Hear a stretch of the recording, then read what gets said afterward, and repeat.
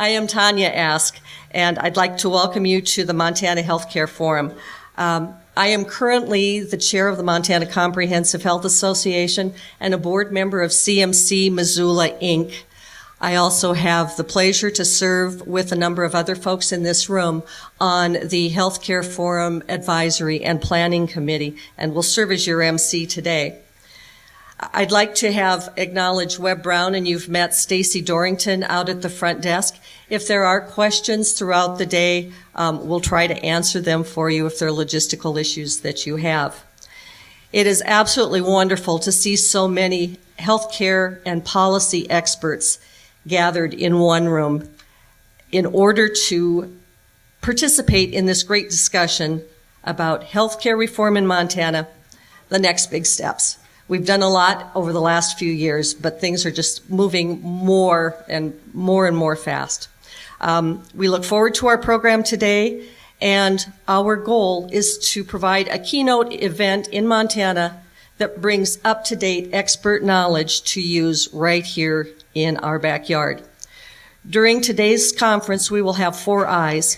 We will get an overview of delivery system integration innovations, uniquely Montana healthcare initiatives, and insights into what the next steps may look like.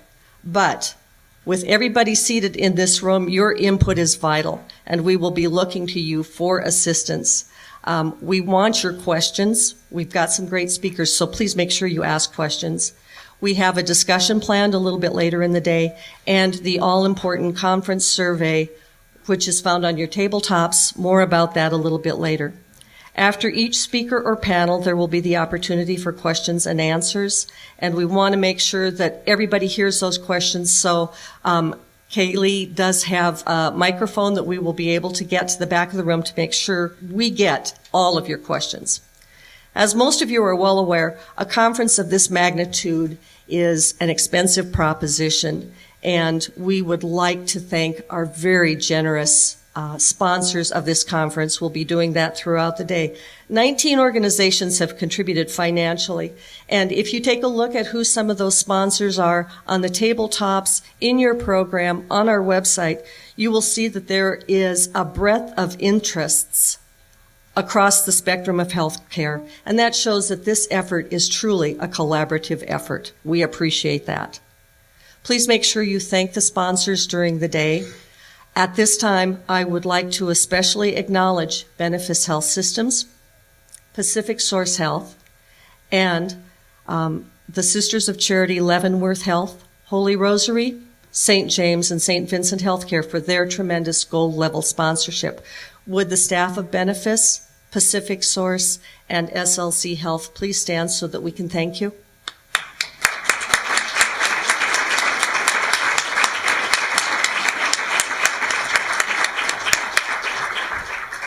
Of note with this conference is something else pretty exciting. We've been able to expand the networking opportunity and educational opportunities by holding this conference in tandem with the Northern Montana Health Alliance Conference, which will take place here tomorrow. And if any of you are interested in that additional opportunity, Terry Preet, would you please stand? And Terry can help you with that. A couple of quick housekeeping items. Again, we are continuing to go green, so you do not have any conference material, but all of the presentations will be made available on our website, montanahealthcareforum.org, in about 1 week. If there are individuals who do not have access to a computer, please stop at the registration desk and talk with Stacy. She will make sure that you are able to get a hard copy of those presentations. I would also like to again acknowledge both Webb and Stacy for their tremendous support. In addition, we will now begin our conference with Montana's Congressional delegation. The Congressional delegation remains supportive of our collaborative efforts, and we will begin with a message from Senator Tester, then one from Senator Daines, and one from Congressman Zinke. Greetings from the United States Senate, and thank you for inviting me to share a few words about healthcare in Montana. And thank you for your hard work promoting healthy communities and expanding access to affordable care across our state. Last month, Montana scored a huge victory when the Department of Health and Human Services approved the state's bipartisan plan to extend Medicaid to more hardworking Montanans. Governor Bullock and some in our legislature listened to you and saw the benefit of working together. Now, 70,000 more Montanans have access to health care. They can join the 48,000 Montanans who are already enjoying the benefits of health care reform. Young folks like Emily from Helena, who can stay on her parents' insurance until she's 26 years old. Seniors like John and Sue in Missoula, who are saving hundreds of dollars a year on prescription drugs. And hard-working women like Courtney from Power, who can no longer be denied health coverage because of a pre-existing condition. The ACA is no doubt providing more Montanans with access to health care. Now, the law isn't perfect. I'd be the first to admit it. And that's why I'm working hard to strengthen the law and ensure that health insurance premiums are affordable. Earlier this year, I sponsored the PACE Act that gives states greater authority to oversee the small group insurance marketplace. That bill was signed into law, preventing a 20% hike in premiums for some small businesses. I'm supporting the Healthy Mom Act that creates a special enrollment period for pregnant women to purchase health insurance. And I'm sponsoring a bill to allow Medicare to reimburse pharmacists who provide primary care in rural states like Montana. I've introduced a bill to allow survivors of military veterans enrolled through Chant VA to stay on that insurance until they're 26, just like the children can on private insurance. I'm willing to work with anyone to get those bills across the line and to find other ways to improve care that Montanans receive and lower the cost of health insurance. And I welcome your ideas as we look to provide as many Montanans as possible with quality, affordable care. Thanks again, and keep in touch.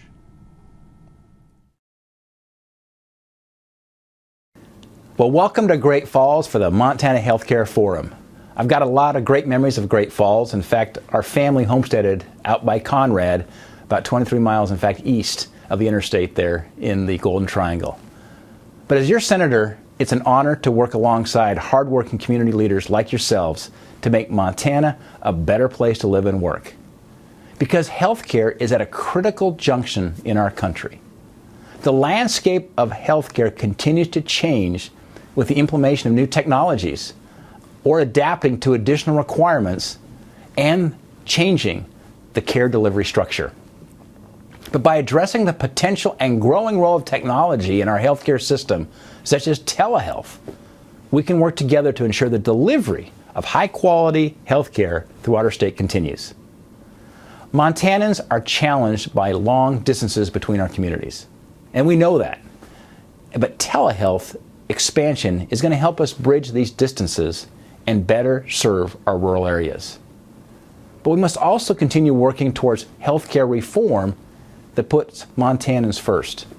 You know, it's been over 5 years since Americans were forced into a broken and unhappy relationship with President Obama's healthcare law.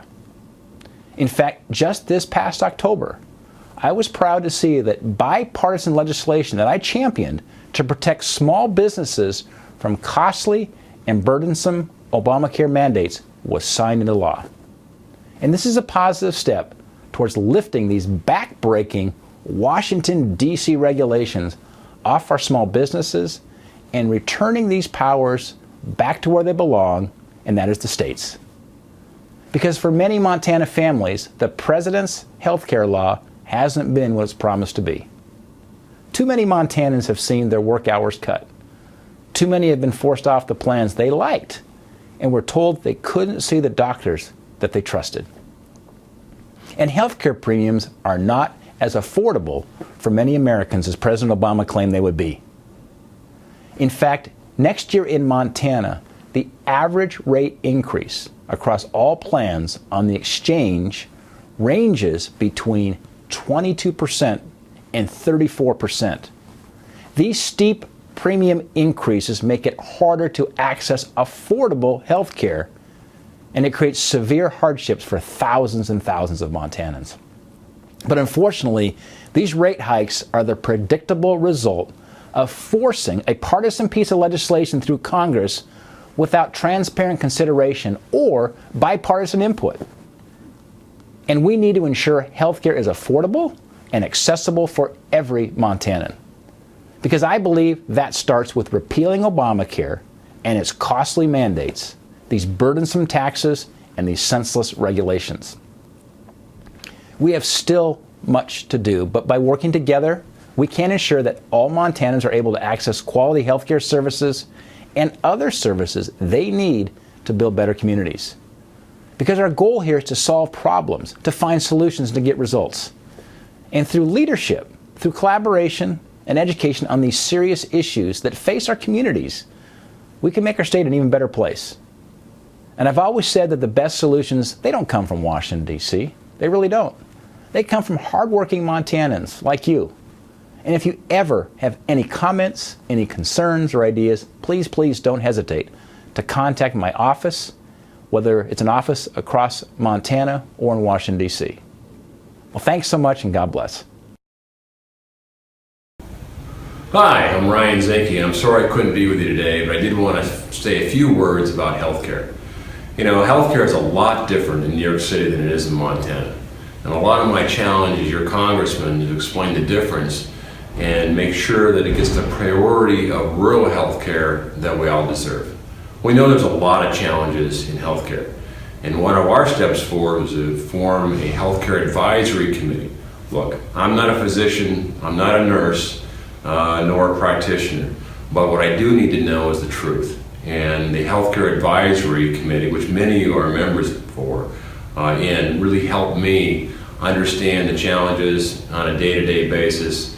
We review legislation. It's nonpartisan, which is important, but what it does do is it helps me be a better legislator and represent you better. And Congress has done some things since the 10 months that I've been here I think are good news for healthcare. One is the Cures Act. And we look at how much our liability is in diseases that hit us all, like Alzheimer's in my life. And what that means as a nation is we look at how best to approach the diseases and find a cure. We passed the first healthcare entitlement reform in over 20 years. And lastly, the PACE Act. These are things that Congress has done, we've taken action on, and they've passed, mostly in a bipartisan way. But I guess if there's one thing, though, to help me is that, again, I'm not a nurse, I'm not a physician, but I need to know that the issues that affect Montana healthcare and having an able discussion back and forth, I think is incredibly important. But thank you for all you do, and thank you for helping us develop a better rural healthcare system in Montana. Thank you, God bless, and God bless the great state of Montana.